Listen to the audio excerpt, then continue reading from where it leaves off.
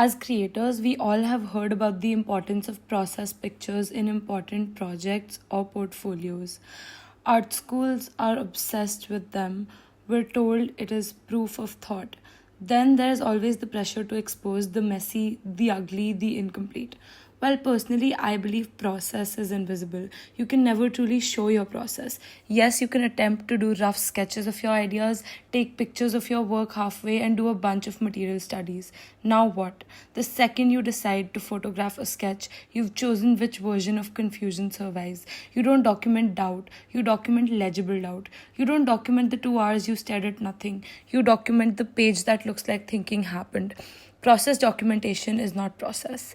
In fact, at art school, I was told to take neat process pictures. How do you take clean pictures of something that's supposed to be messy?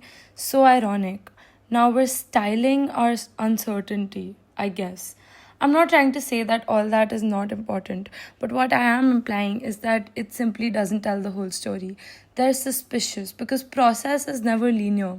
Not everything can directly relate to the final piece.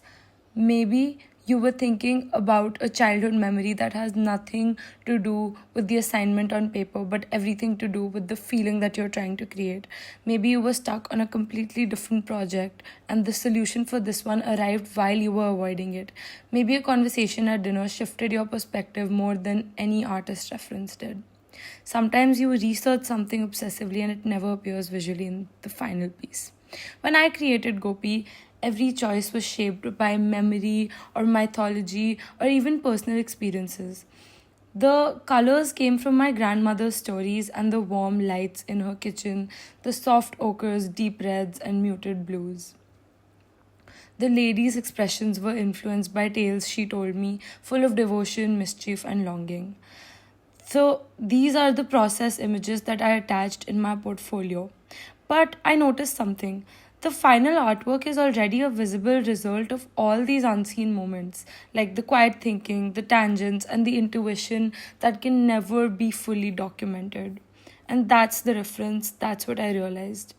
Ultimately, I just think art schools ask for process pictures because they want evidence of thinking.